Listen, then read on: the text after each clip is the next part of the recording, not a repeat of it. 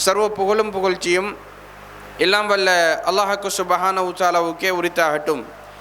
சலாமும் சலவாத்தும் இறுதி தூதர் பெருமானார் நபிகள் நாயகம் ஸல்லல்லாஹு அலைஹி வஸல்லம் அவர்கள் மீதிலும் அவருடைய வாழ்க்கை வழிமுறைகளை தங்களுடைய வாழ்க்கை வழிமுறைகளாக எடுத்து நடந்த உத்தம சஹாபாக்கள், தாபிஈன்கள், தபு தாபியூன்கள், நல்லடியார்கள் நம் அனைவர்கள் மீதிலும் என்றென்றும் எப்போதும் உண்டாகட்டுமாக. புனிதமிக்க ஜும்மா கடமையினை நிறைவேற்ற வேண்டும் என்ற நல்ல நோக்கத்தோடு அல்லாஹ்வினுடைய மாளிகையிலே நாம் அனைவரும் நேர காலத்தோடு ஒன்று கொள்ளும் இருக்கிறோம். இந்த அருமையான சந்தர்ப்பத்தில் இந்த உலகத்தில் அல்லாஹு தஆலா எங்களை படைத்து நாம் வாழ்வதற்கு முயன்ற அளவு ஹலாலான அடிப்படையில் பொருளாதாரத்தை ஈட்டுமாறு அனுமதி அளித்திருக்கிறான். உண்மையில் ஒரு முஸ்லிமை பொறுத்தவரைக்கும் இஸ்லாமிய பார்வையில் நாம் உற்று நோக்கினோமாக இருந்தால் பொருளாதாரத்தை தேடுவது ஒரு இபாதத்தாக கருதப்படுகிறது. பொருளாதாரத்தை தேடுகின்ற முறைகள், அதை எப்படி ஒழுங்காக தேட வேண்டும் என்பது சம்பந்தமான அனைத்து விதமான வழிகாட்டல்களும் இஸ்லாத்தில் மிக நேர்த்தியாக சொல்லித்தரப்பட்டிருக்கின்றது. எந்த காலமாக இருந்தாலும் பிஸ்னஸ்களினுடைய அமைப்புகள் மாறலாம். ஆனால் மார்க்கத்தில் நிச்சயமாக ஒவ்வொரு துறைக்கும் அதனுடைய வழிகாட்டல்களும் போதுமான சான்றுகளும் சொல்லித்தரப்பட்டிருக்கின்றது. இந்த உலகத்தில் இப்போ நவீன வடிவில் சில பிஸ்னஸ்கள் உருவாகி இருக்கிறது. உருவாகிய பிஸ்னஸ்கள் ஹராமா ஹலாலா அல்லது செய்யலாமா கூடாதா அப்படியான ஒரு கேள்வி எழுகின்ற போது நாம் நினைத்து விடக்கூடாது, இந்த பிஸ்னஸ் ரசூலுல்லாஹ் காலத்தில் இல்லையே, இது புதுசாக அறிமுகமாக இருக்கிறது. எனவே மக்களுக்கு ஒரு சந்தேகம் வரும், இதை நாம் எப்படி போய் தீர்க்கிறது? இஸ்லாம் எக்காலத்துக்கும் பொருத்தமான ஒரு மார்க்கம் என்பதில் எல்லில் முனையளவு கூட சந்தேகம் கிடையாது. நம்ம எந்த காலத்துக்கு போனாலும் இஸ்லாம் மிக அழகான நேர்த்தியான தீர்வை அதில் சொல்லியிருக்கும். நம்ம என்ன பிஸ்னஸ் தான் செஞ்சாலும் எல்லாமே இஸ்லாம் சொல்லி தருகின்ற அந்த விதிக்குள்ளே எப்படியாவது அடங்கிவிடும். எனவே அன்புள்ள சகோதரர்களே, நம்ம யோசித்து விடக்கூடாது, நாம் பொருளாதாரத்தை ஈட்டுகின்ற நேரத்தில் மார்க்கம் அதற்கு தீர்வு சொல்லி தரவில்லை என்ற ஒரு தப்பான எண்ணம் இந்த மார்க்கத்தின் மீது வந்துவிடக்கூடாது என்பதை ஆரம்பமாக நாங்கள் தெரிஞ்சு வச்சிருக்கணும். முதலாவது, ஒரு மனிதன் இப்போ பொருளாதாரத்தை ஈட்டுகின்றான். ஏன் ஒவ்வொருவரும் பொருளாதாரத்தை ஈட்ட வேண்டும் என்று பார்த்தால், முதலாவது ஒரு மனிதன் பொருளாதாரத்தை ஈட்டுவதின் மிக முக்கியமான பிரதான நோக்கம் என்னென்று கேட்டால், பிறரிடமிருந்து அவன் தேவையற்றவனாக இருக்கணும். இஸ்லாம் யாசிப்பதை ஒரு நாளும் விரும்பவில்லை. பிறரிடத்தில் கையேந்தி யாசகம் கேட்பதை இஸ்லாம் அனுமதி அளித்திருக்கிறது. ஆனால் அதுக்கு பல கண்டிஷன் போட்டிருக்கிறது. உங்களுக்கு இயலாத ஒரு தருணமா, உங்களுக்கு உழைக்க முடியாத ஒன்றுக்கும் இயலாத இறுதி தருவாயா, அப்போ நீங்கள் இன்னொரு இடத்துல ஹெல்ப்பாக கேட்கலாம். ஆனால் அதை நீங்கள் ஒரு பழக்கமாக ஆக்கிவிடக்கூடாது. நான் ஏன் அதுக்கு அனுமதி அளிச்சிருக்கிறது என்று சொல்கிறேன் என்றால், இஸ்லாம் இன்னொரு வழிகாட்டலை சொல்லுது, கேட்டு வந்தால் விரட்டாதென்று சொல்லுது. முற்றாக தடை செய்திருக்க வேண்டுமாக இருந்தால் கொடுக்காதென்று சொல்லியிருக்கணும். ஆனால் இஸ்லாம் கேட்டு வாரவர்களை விரட்டாதென்று சொல்லியிருக்கிறது. எனவே யாசிப்பதற்கு ஒரு மனிதன் ஒரு நாளும் கையேந்த கூடாது. ஆனால் கையேந்தி விட்டானாக இருந்தாலும் இந்த பொருளாதாரத்தில் என் அடுத்த கட்டத்தை நான் எப்படி நகர்த்தணும் அப்படின்னு சொல்லி யோசிக்கணும். இப்போது இருக்கின்ற மனிதர்களுடைய மனநிலை என்ன தெரியுமா? தான் ஈட்டுகின்ற பொருளாதாரத்தை குயிக்காக ஈட்டணும், லாபத்தை மிக குறுகிய காலத்தில் எடுக்கணும். இதான் இப்போ இருக்கின்ற தலைமுறையினுடைய ஒரு எதிர்பார்ப்பாக இருக்கிறது.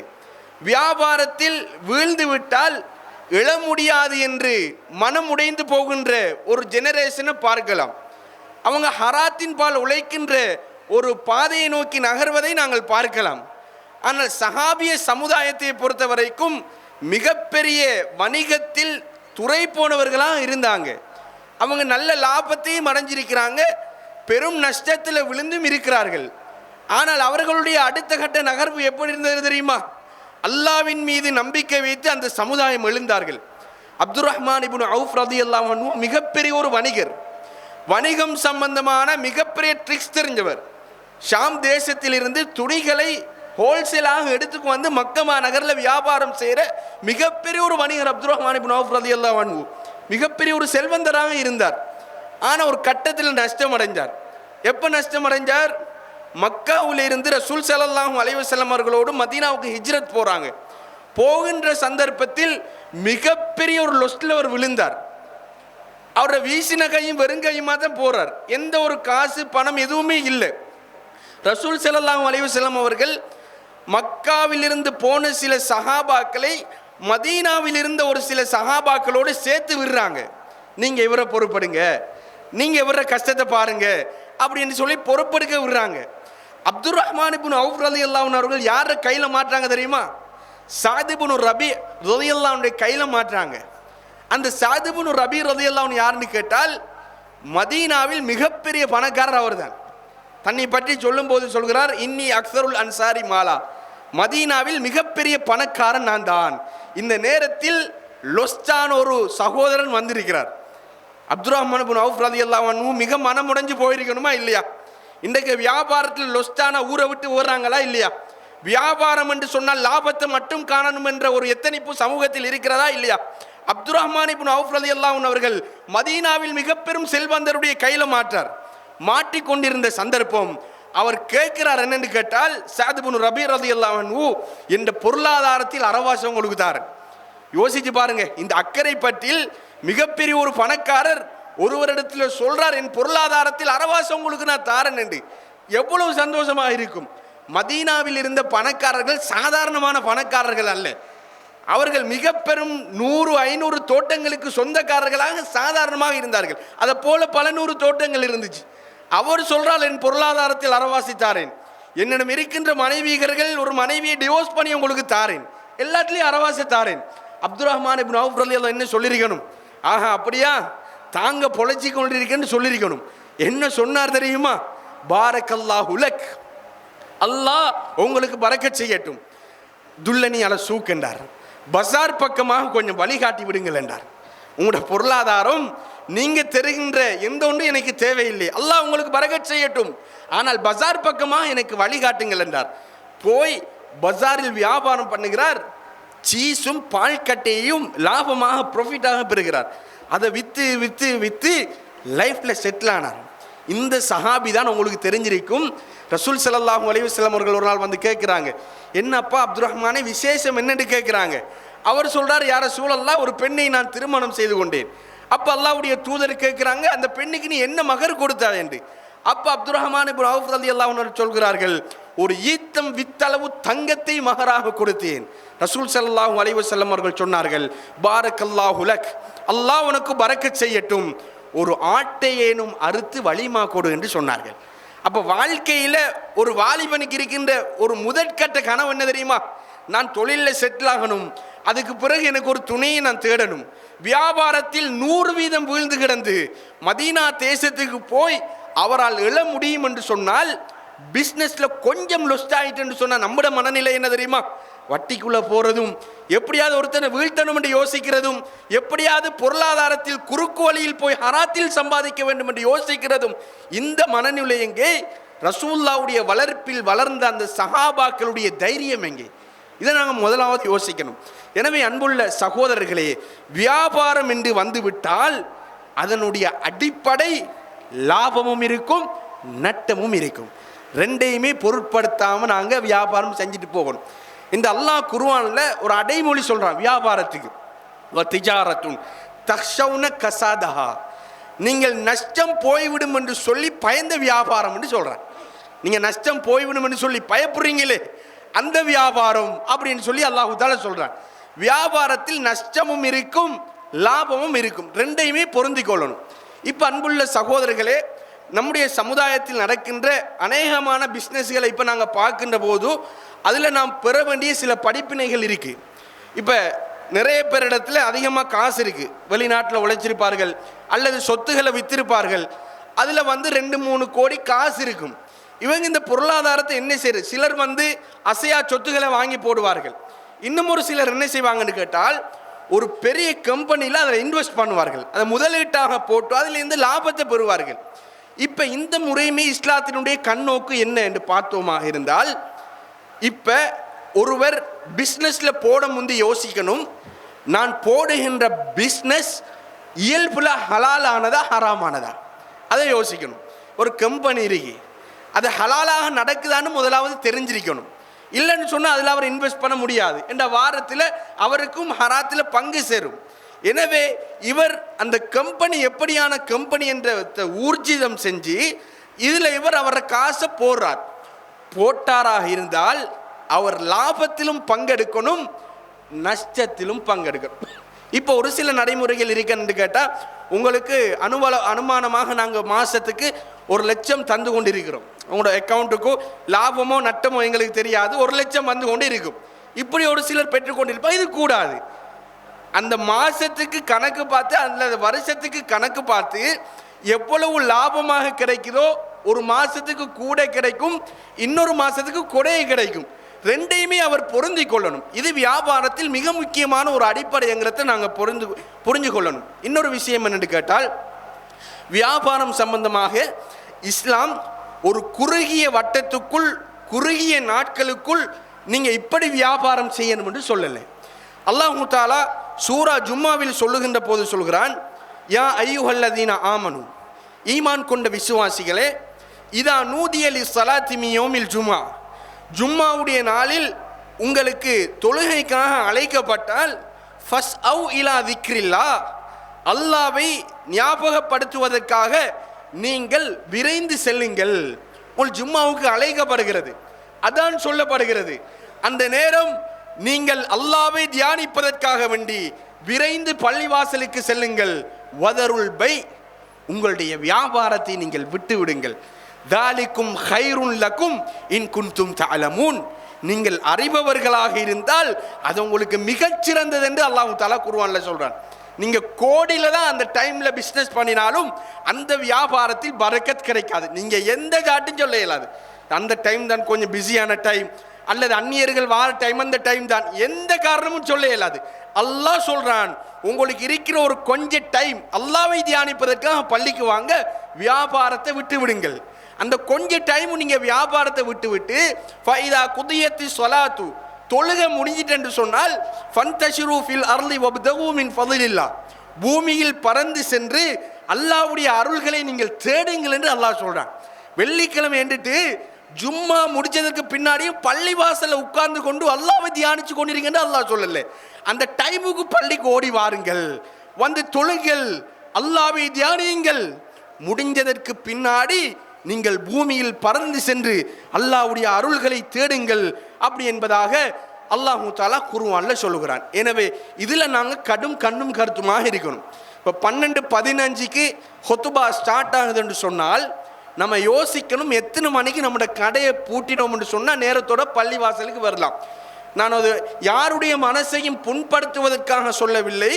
இது மிகப்பெரிய ஒரு வணக்கம். இப்போ நாம் இங்கே ஜும்மா செஞ்சு கொண்டிருக்கிறோம். ஒரு முஸ்லிம் ஊர், முஸ்லிம் பெரும்பான்மை வசிக்கின்ற ஒரு ஊர், முஸ்லிம் பெரும்பான்மை வர்த்தகர்கள் இருக்கின்ற இந்த ஊரில் இப்போ இந்த டைம் கூட இப்போ 12:33 நம்முடைய பஜாரில் சில கடைகள் திறந்து வியாபாரம் நடந்துட்டு இருக்குமா இல்லையா? அப்போ அல்லாஹ் சொல்கிற உங்களோட வியாபாரத்தை விட்டு விடுங்க. உங்களுக்கு ஒரு 45 நிமிஷம் இந்த அல்லாவை தியானிப்பதற்கு அவங்க வாங்கன்னு அல்லாஹ் கூக்குரலிடுகிறான்.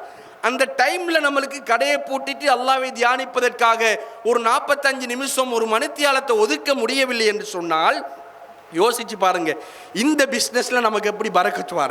நம்ம கோடியில் உழைக்கலாம், பிரச்சனை இல்லை. அந்த கோடி இல்லாமல் போகட்டும், பிரச்சனை இல்லை. வருகின்ற அந்த பொருளாதாரத்தில் அல்லாஹ் தஆலா பரக்கத் செஞ்சு கொண்டே இருப்பானுங்கிறத நாங்கள் புரிஞ்சு கொள்ளணும். இப்போ வியாபாரத்தில் சில பிழையான நடைமுறைகள் இருக்குது, அதை நாங்கள் முதலாவது தெரிஞ்சு கொண்டிருக்கணும்.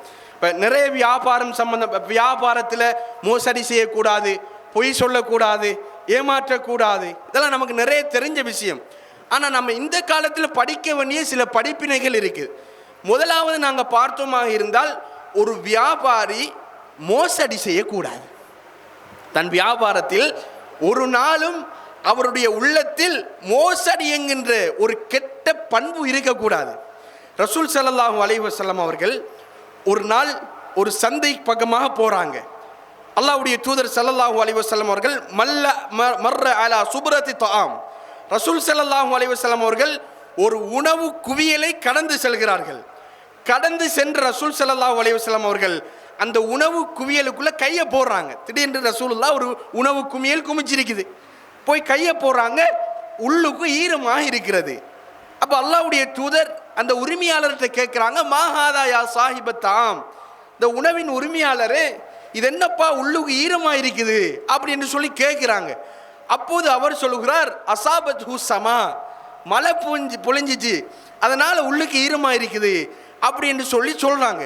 ரசூல் ஸல்லல்லாஹு அலைஹி வஸல்லம் அவர்கள் சொல்கிறாங்க, ஏன்பா அல்லாஹ்வுடைய தூதர் சொல்கிற ஒரு வார்த்தையை பாருங்க, நீங்கள் மக்கள் பார்க்கும் விதமாக இதை தெரியப்படுத்தியிருக்க கூடாதான்னு கேட்டாங்க என்று சொல்லிவிட்டு சொன்னார்கள், மன் கஷ்ஷ ஃபலைஸ மின்னி என்றார்கள்.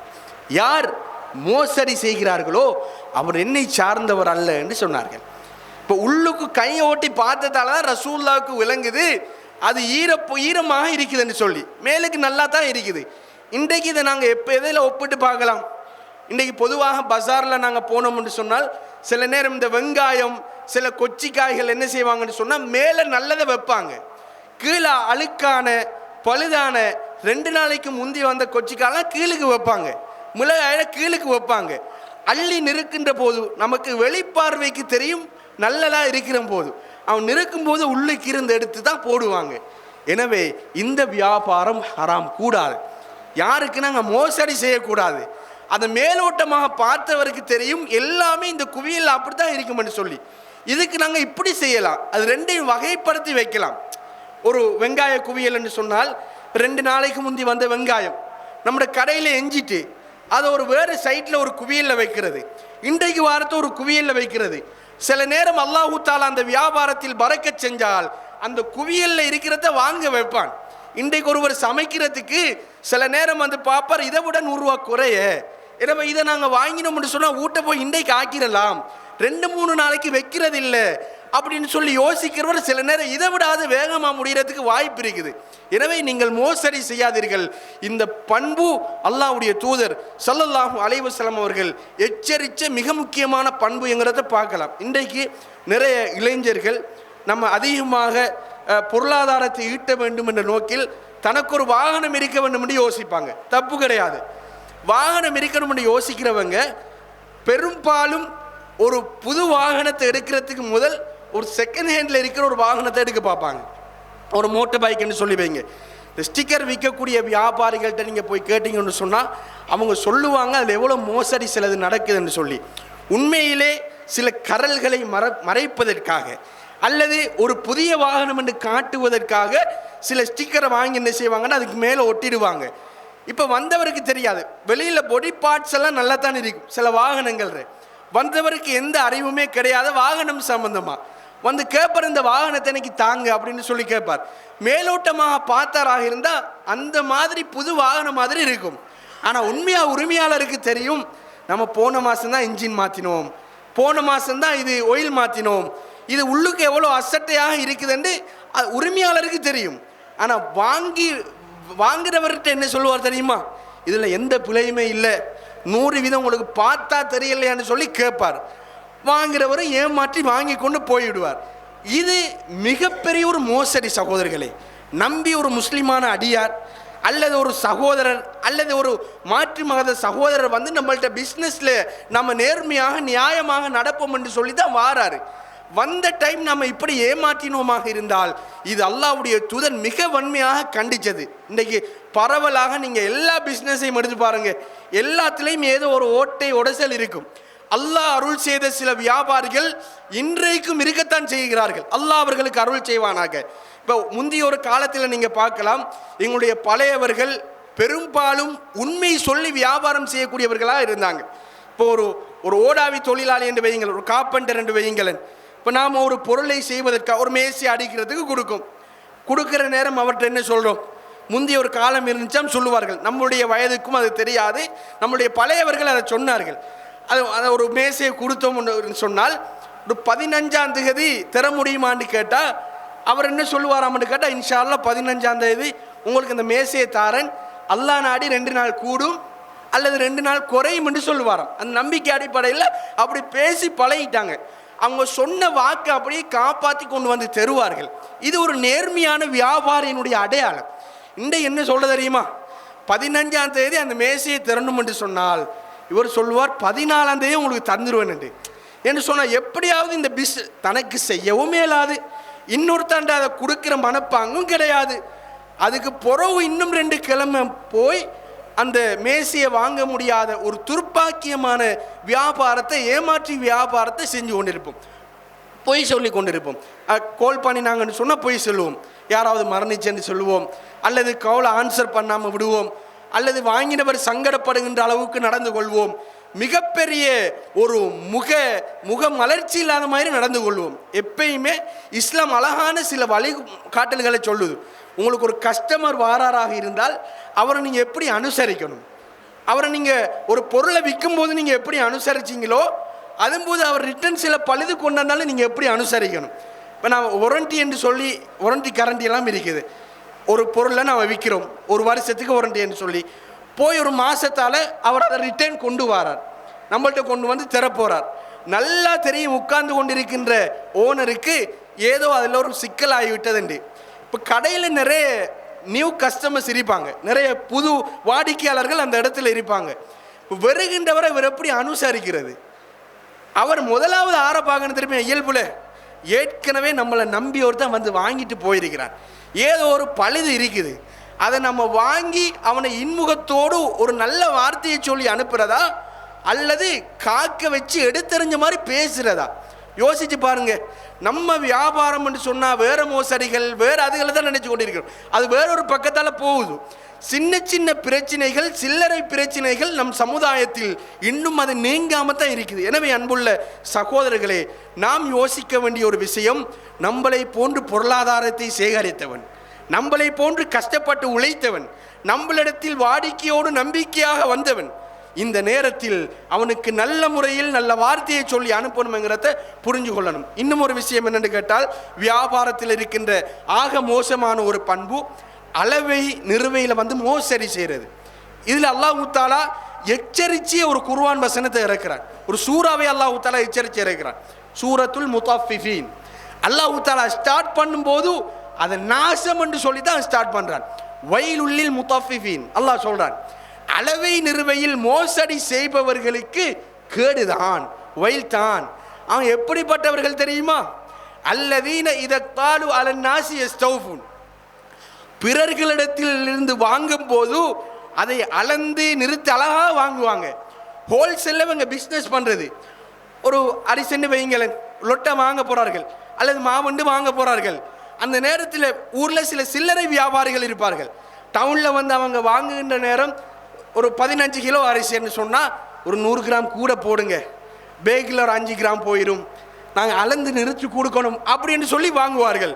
அந்த அண்டைக்கு சொன்னால் பாருங்க, அல்லதீன இதத்தாலு அலன்னாசி யஸ்தௌஃபூன், மக்களிடத்திலிருந்து வாங்கும் போது எந்த ஒரு குறைவும் இல்லாமல் வாங்குவார்கள். வைதா காலுஹும் அவ்வசனுஹும் யுக்ஸிரூன், அவர்கள் இன்னொருவருக்கு விற்கிறதாக இருந்தால் அதில் மோசடி செய்வார்கள். அவங்க வாங்கிட்டு இன்னொரு ஆளுக்கு விற்கிறேன்னு சொன்னால் அதில் மோசடி செய்வார்கள். நிறைய வியாபாரிகளை பார்க்குறோமா இல்லையா? எல்லோரையும் குற்றம் செய்யவில்லை, நீங்கள் நினைக்கக்கூடாது. ஒரு குற்றம் நிறைந்த ஒரு சமுதாயத்தை சில வியாபாரிகளை தாக்குன்ற ஜும்மா இல்லை, நேர்மையான சைடில் சில வியாபாரிகள் இந்த பிஸ்னஸை செஞ்சுட்டு போகிறார்கள். மோசடி செய்கிறவர்கள் திருந்தி கொள்ள வேண்டும் என்ற ஒரு நல்ல நோக்கத்தோடு தான் சொல்கிறோம். இறைச்சி கடையில் நாங்கள் 1 கிலோ இறைச்சி வாங்குகிறோம்னு வைங்கள், 1 கிலோ முள்ளோட தெரிய அணுகப்பார்கள். 700 கிராம் இறைச்சி போட்டுட்டாங்கன்னு வைங்களேன், அந்த 300 கிராம் நிறுக்க மாட்டார்கள். அந்த 700 கிராமையும் எடுத்துட்டு அவனை கையளவில் தூக்கி என்ன செய்வார்கள், போட்டுட்டு அவசரத்தில் கட்டி தந்துடுவார்கள். அதை வீட்டை கொண்டு போய் நிறுத்தம்னு சொன்னால் 900 கிராம் இருக்கும். இப்போ யோசிச்சு பாருங்கள், அதை கொண்டு போகிறோன்னு எவ்வளோ. இப்போது இருக்கின்ற கால சூழ்நிலைக்கு நம்மளை இப்படி ஏமாற்றி தானே. யாராவது வீட்டை கொண்டு போய் திருப்பு கொண்டாந்து அதை நிறுத்தன்னு சொன்னால் நம்புவாங்களா? நம்பினா சில இறைச்சிக்காரர்கள் அதை ஒத்துக்குவாங்களா? யோசிச்சு பாருங்க. இப்படியான ஒரு சில மோசடி நடந்து கொண்டிருக்குது. அளவை நிறுவையில் மோசடி செய்கிறவர்களுக்கு கேடுதான் அப்படி என்று அல்லாஹு தாலா குர்ஆன் வசனத்தில் சொல்றான். அவர்கள் அல்லாஹு தாலா என்ன சொல்றான் பாருங்க, அலா யதுன்னு உலாயிக அன்னஹும் மபூஸூன், இவங்க நினைச்சு கொண்டிருக்கிறாங்களா நாளைக்கு மறுமையில் இவர்கள் எழுப்பப்பட மாட்டார்கள் என்று. லியௌமின் அலீம், மகத்தான ஒரு நாள், அந்த மகத்தான நாளில் இவர்கள் எழுப்பப்பட மாட்டார்கள் என்று நினைத்து கொண்டிருக்கிறார்களா அப்படி என்று அல்லாஹு தாலா மறுமை சம்பந்தமாக எச்சரிக்கிறான். அளவை நிறுவை அல்லாஹ் சொல்லிட்டு மறுமை சம்பந்தமாக அல்லாஹ் எச்சரிக்கை கூடியதை நாங்கள் என்ன செய்யலாம், பார்க்கலாம். இன்னொன்று என்னென்னு கேட்டால், வாங்குறவர்களும் விற்பவர்களும் புரிஞ்சு கொள்ள வேண்டிய ஒரு விஷயம், விலையை நாங்கள் கூட்ட குறைக்கிற சம்பந்தமாக எப்படி பேசுறது. இஸ்லாம் அழகான வழிகாட்டல்களை சொல்லுது. ரசூல் ஸல்லல்லாஹு அலைஹி வஸல்லம் அவர்கள் சொன்னார்கள், ரஹிமல்லாஹு ரஜுலன், அல்லாஹ் ஒரு மனிதனுக்கு ரஹ்மத் செய்வானாக, சம்ஹன் இதா பாஅ வ இதஷ்தர, அவர்கள் விற்றாலும் வாங்கினாலும் நடுநிலைமையாக நடந்து கொள்கிறார்களே, இந்த விற்பனையாளர்களுக்கும் இந்த வாங்குகின்றவர்களுக்கும் அல்லாஹ் ரஹ்மத் செய்வானாக என்று சொன்னார்கள். இப்போ குறித்த ஒரு பொருள் இருக்குது, ஒரு டோச் என்று வைங்கள பொருள் இருக்குது. உண்மையிலே சிலர் இருக்கிறாங்கன்னு கேட்டால் ஒரு வியாபாரியினுடைய மனநிலையை கூட புரிஞ்சு கொள்ள மாட்டாங்க. இவங்க அதை வாங்குகிற நோக்கமே கிடையாது. போய் ஒரு 1000 ரூபாட டோச் என்று வைங்க, அவர்கிட்ட போய் கேட்குற என்ன 1000 ரூபா டோச்சுன்னு சொல்கிறார். உண்மையில் மனச்சாட்சி அடிப்படையில் என்ன கேட்கணும், அவர் சொல்கிறார் லாஸ்ட் உங்களுக்கு 900 ரூபா தாரன்னு சொல்லுவார். நாம் சொல்கிறோம் இல்லை ஒரு 800 ரூபாய்க்கு தாங்க, உங்களுக்கும் இல்லை எனக்கும் இல்லை, ஒரு 800 ரூபாய்க்கு தாங்கன்னு சொல்லி கேட்போம். உண்மையில் மனுஷ இயல்பு. அவர் டோச்சை 1000 ரூபா சொல்கிற நேரம் நாம் கேட்குறதா 200 ரூபாய்க்கு தாங்கன்னு சொல்லி. வாங்குகிற மனோநிலை இல்லாமல் வியாபாரியினுடைய மனம் புண்படுகின்ற அளவுக்கு நடக்கக்கூடாது. இதை இஸ்லாம் தடை செய்யுது. வாங்குகிற மனசும் இல்லை, நிச்சயமாக தெரியும் அதை தரமாட்டான்னு சொல்லியும் தெரியும். இந்த விதண்டாவாதத்தோடு போய் ஒரு பிஸ்னஸ்மேன் அணுகிறதையும் இஸ்லாம் தடை செய்திருக்கிறதுங்கிறத நாங்கள் பார்க்கணும். இந்த விஷயத்தில் மிக கண்ணும் கருத்துமாக இருக்க வேண்டும்ங்கிறத புரிஞ்சு கொள்ளணும். இப்போ இன்னொன்று என்னென்னு கேட்டால், பிஸ்னஸ் மார்க்கெட்டிங்ங்கிற ஒன்று இருக்குது. இது புதுசாக இருக்கிறவர்களுக்கு நிறைய பேருக்கு தெரிஞ்சிருக்கும். ஒரு பிஸ்னஸை நாங்கள் எப்படி மார்க்கெட் என்று சொன்னால் அதை எப்படி இன்னொருவர்களுக்கு நம்முடைய உற்பத்தியை கவர்ற அடிப்படையில் செய்கிறேன். இதுக்கு சில கோர்ஸுகள் நடக்கும். அதில் அவங்க படித்து கொடுக்குற சில பல நிபந்தனைகள் இருக்குது, நமக்கு சொல்ல முடியாது, நேரத்தின் அருமை கருதி ஒரு சிலதை சொல்கிறேன். அதில் ஒன்று என்ன சொல்லுவாங்கன்னு சொன்னால், ஐம்புலன் கவரக்கூடிய அடிப்படையில் அந்த பிஸ்னஸினுடைய மார்க்கெட்டிங் இருக்கணும். ஐம்புலன் என்று சொன்னால் என்னது, பார்க்கிறது, கேட்கிறது, நுகர்றது, சுவைக்கிறது, தொடுகிறது. இதை நாங்கள் ஐம்புலன் என்று சொல்லுவோம்.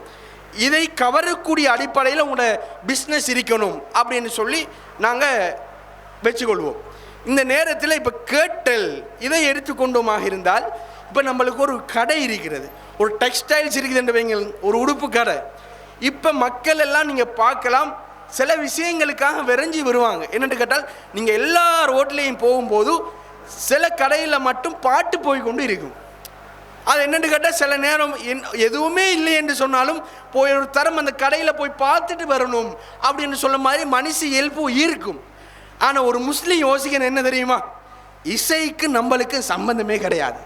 நாம் ஒரு முஸ்லீம், நான் அல்லாவை நம்புகிற ஒருத்தன், ரசூலுல்லாவுடைய வழிகாட்டல்களை பின்பற்றுகின்ற ஒருத்தன்.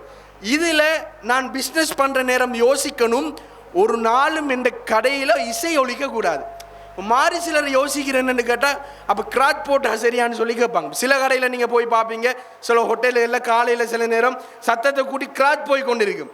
இப்போ இதுலேயும் ஒரு விஷயத்தை நாங்கள் புரிஞ்சு கொள்ளணும் என்று கேட்டால், அல்லாஹு தாலா குர்ஆனில் சொல்றான், வைதா குரியல் குர்ஆனு ஃபஸ்தமிஉ லஹு வஅன்சிது லஅல்லக்கும் துர்ஹமூன். குர்ஆன் ஓதப்பட்டால் நீங்கள் அதை காது தாழ்த்தி கேளுங்கள், நீங்கள் மௌனிச்சிரீங்கள், லஅல்லக்கும் துர்ஹமூன், நீங்கள் ரஹ்மத் செய்யப்படுவீர்கள் என்று அல்லாஹ் சொல்றான். இப்போ சில நேரம் ஒரு பக்கம் கிராத் போய் கொண்டிருக்கும், சூறா ஓதி கொண்டிருக்கும், நாம் காது அதில் செலுத்த மாட்டோம், மௌனமாக இருக்க மாட்டோம், அது அதில் பாட்டில் போய்கொண்டே இருக்கும். அல்லாஹ்வுடைய வேதம். நாங்கள் இங்கே பேசி கொண்டு இருப்போம், ரொட்டிக்கு எவ்வளோன்னு சொல்லி கேட்போம், பெட்டிஸுக்கு எவ்வளோன்னு சொல்லி கேட்டுக்கொண்டிருப்போம், அது அதில் பாட்டில் போய்கொண்டிருக்கும். எனவே அல்லாஹ்வுடைய கலாம் ஒரு 2ஆம் நிலைக்கு போகுது அந்த இடத்துல. எனவே அதுக்கு நாங்கள் கண்ணியம் கொடுக்கும், அதையும் நாங்கள் யோசிக்கணும். இப்போ நீங்கள் யோசிக்கக்கூடாது கிராத் போடுறது தப்பான்னு யோசிக்கக்கூடாது. கிராத் போட்டு அதை 100% கேட்குற சந்தர்ப்பம் இருக்குதா, அது கேட்குறதுக்கு வாய்ப்பே இருக்க மாட்டாது. ரோட்டால் போகிறவர் வேறு பிஸியில் இருப்பார், உள்ளுக்கு வந்தவர் வியாபாரியோட பேசி கொண்டிருப்பார். எனவே அந்த நேரத்தில் அது தடுக்கப்படணும். எனவே இசை கலந்த வியாபாரங்கள் எங்களுடைய வியாபாரத்தில் வரக்கூடாது. இன்னொன்று, பார்ப்பதற்கு கவர்ச்சியாக இருக்கணும். இதுக்கு என்ன செய்வார்கள், அல்லாஹ் பாதுகாக்கணும், சில பெண்களை அந்த கடையில் நிப்பாட்டுவார்கள். பெண்களை பொறுத்த வரைக்கும் அல்லாஹ் தஆலா இயல்பாக ஆண்களுக்கு ஒரு கவர்ச்சி பொருளாகத்தான் அல்லாஹ் தஆலா படைத்திருக்கிறார். சில நேரம் அந்த பெண்களை பார்க்கறதுக்குன்னு சொல்லி ஒரு டீம் போகும், அல்லாஹ் பாதுகாக்கணும். சில நல்ல மனிதர்களும் இருக்கத்தான் செய்கிறார்கள். அப்படியான பிஸ்னஸில் ஓஹோன்று நல்ல உச்சத்தை தொட்டவங்கெல்லாம் இருக்கிறாங்க. அப்படி நாங்கள் அமர்த்தினோமாக இருந்தால் அந்த பாவத்துக்கு நாங்களும் குற்றவாளியாக வேண்டி வரும். ரசூல் ஸல்லல்லாஹு அலைஹி வஸல்லம் அவர்கள் சொன்னார்கள், இன்ன துன்யா ஹுல்வத்துன் ஹதுரத்துன், இந்த உலகம் என்பது இனிமையும் செழுமையும் நிறைந்தது. இன்னல்லாஹ முஸ்தக்லிஃபுக்கும் ஃபீஹா ஃபயன்துரு கைஃப கான தஅலமூன், அல்லாஹ் தஆலா இந்த உலகத்தில் உங்களை சில பிரதிநிதிகளாக ஆக்கியிருக்கிறான், நீங்கள் என்ன செய்கிறீர்கள் என்பதை பார்ப்பதற்காக. வத்தகு துன்யா வத்தகு நிசா, அல்லாஹ்வுடைய தூதர் சொன்னார்கள், இந்த துனியாவை பயந்து கொள்ளுங்கள், பெண்களை பயந்து கொள்ளுங்கள்.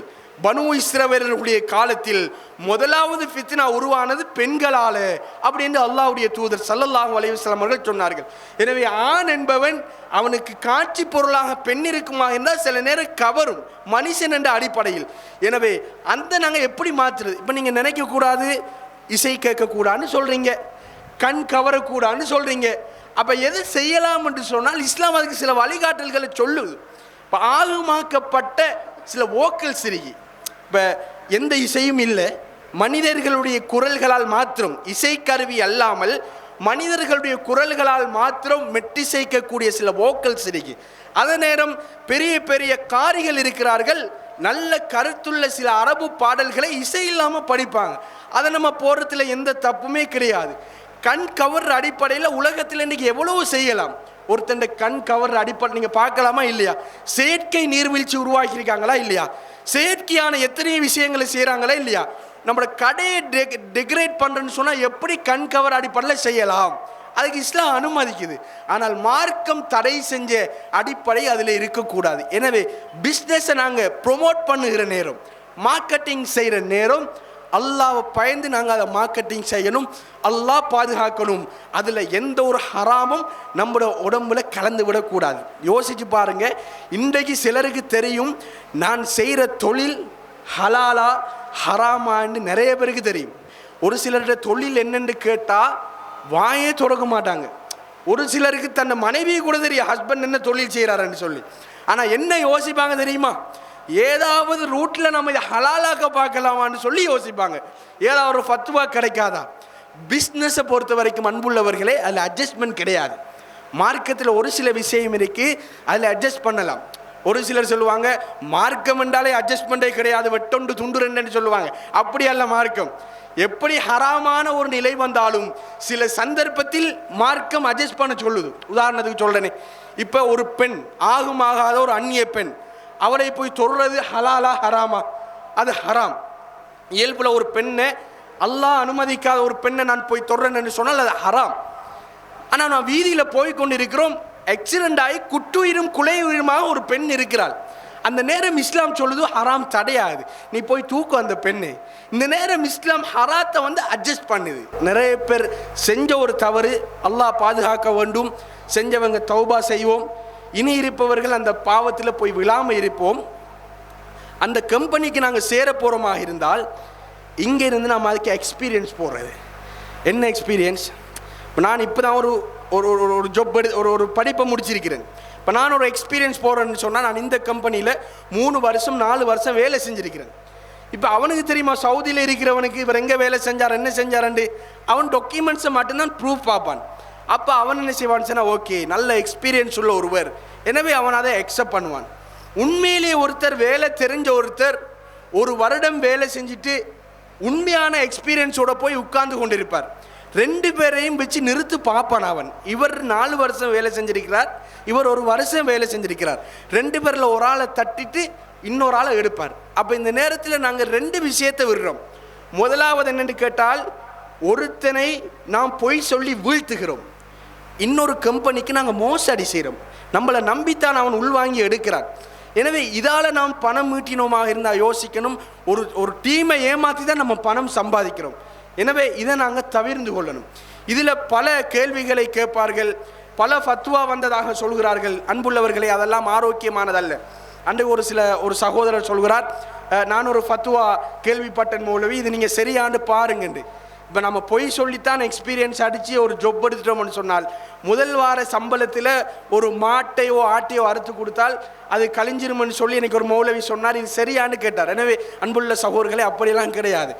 போகின்ற நேரம் அல்லாஹ் ரஸாக், அவன் படைச்சவனுக்கு தெரியும் நம்மளால் எவ்வளவு பாரம் சுமக்கேலமண்டு. அப்போ அவன் நம்மளுடைய ரிஸ்க்கு பொறுப்பை எடுத்துட்டான், அவன் நம்மளுக்கு உணவளிப்பான். நிச்சயமாக அல்லாஹ்வுக்கு விசுவாசமாக இருந்து போனோமா இருந்தால் 1 மாதம் இல்லை, 2 மாதம் இல்லை, 10 மாதம் போனாலும் நிலையான ஒரு தொழிலை அல்லாஹ் உண்மைக்கு தருவான். அதில் பரக்கத் நிறைஞ்சிருக்கும். எனவே இந்த விஷயத்தில் நாம் மிக பேணுதலாக இருக்க வேண்டும். அல்லாஹு தாலா வியாபாரத்தில் எந்த நெளிவு சுழிவும் இல்லாத உண்மை விசுவாசியாக மாறுவதற்கு அருள் செய்வானாக. வஆகிர் தவானா அனில் ஹம்துலில்லாஹி ரப்பில் ஆலமீன்.